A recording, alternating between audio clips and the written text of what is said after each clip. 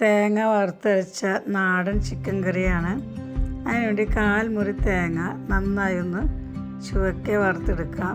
അതിലേക്ക് 1 സ്പൂൺ മല്ലിപ്പൊടി, 1 table spoon മല്ലിപ്പൊടി, 2 സ്പൂൺ മുളക് പൊടി, എരിവിന് ആവശ്യമായ മുളക് പൊടി, എത്രയാണോ ആവശ്യം അത്രയും മുളക് പൊടി ചേർക്കാം. ഇതിലേക്ക് 1 സ്പൂൺ ചിക്കൻ മസാല അല്ലെങ്കിൽ ഗരം മസാല ഇതും ചേർത്ത് നന്നായി മൂപ്പിച്ചെടുക്കാം.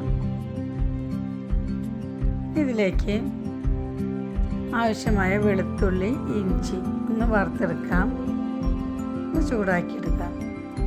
ഒരു 6 അല്ലി വെളുത്തുള്ളി, ചെറിയ കഷ്ണം ഇഞ്ചി ചെറുതായി എരിഞ്ഞൊന്ന് മൂപ്പിച്ചെടുത്ത് ഈ തേങ്ങയിലേക്ക് ചേർത്തൊന്ന് അരച്ചെടുക്കാം. ആദ്യമായിട്ടാണ് എൻ്റെ ഈ ചാനൽ കാണുന്നതെങ്കിൽ സബ്സ്ക്രൈബ് ചെയ്ത് ലൈക്ക് ചെയ്യണേ. ഇനിയിപ്പോൾ നമ്മുടെ ഇഞ്ചിയും വെളുത്തുള്ളിയും മൂത്തിട്ടുണ്ട്. ഇത് തേങ്ങയിലേക്ക് ചേർത്ത് നന്നായി ഒന്ന് മയത്തിൽ അരച്ചെടുക്കാം.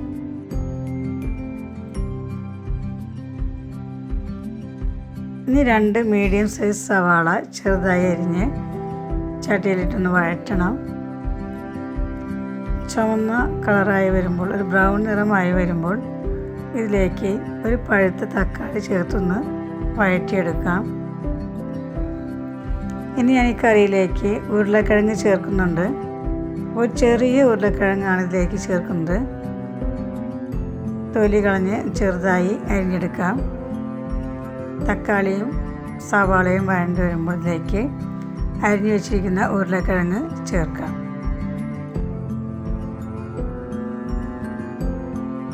ഇപ്പോൾ 1 കിലോ ചിക്കനിലേക്കുള്ള കൂട്ടാണ് ചെയ്യുന്നത്.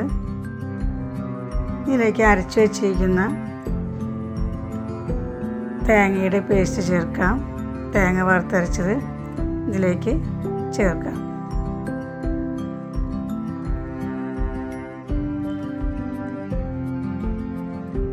ആവശ്യത്തിന് ഗ്രേവിക്ക് ആവശ്യമായ വെള്ളവും ചേർത്ത് നന്നായി ഇളക്കി യോജിപ്പിക്കാം. ഇതിലേക്ക് ഉപ്പ്, മഞ്ഞൾപ്പൊടി എന്നിവ ചേർക്കാം. തിളച്ച് വരുമ്പോൾ ഇതിലേക്ക് ഞാനിവിടെ പകുതി വേവിച്ച ചിക്കനാണ് ചേർക്കുന്നത്. വേവിക്കാത്ത ചിക്കനായാലും ഇതിലേക്ക് ചേർക്കാം.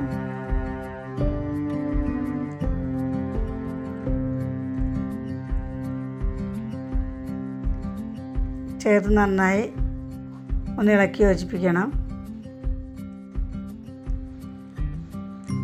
ഇനി ഒന്ന് മൂടി വെച്ച് 20 മിനിറ്റ് ഒന്ന് വേവിച്ചെടുക്കണം. ഞാനിവിടെ വേവിച്ച ചിക്കൻ ആയതുകൊണ്ടാണ് 20 മിനിറ്റ് വേവിക്കുന്നത്. വേവിക്കാത്ത ചിക്കനാണെങ്കിൽ ഒരു അരമണിക്കൂറെങ്കിലും ഒന്ന് വേവിച്ചെടുക്കണം.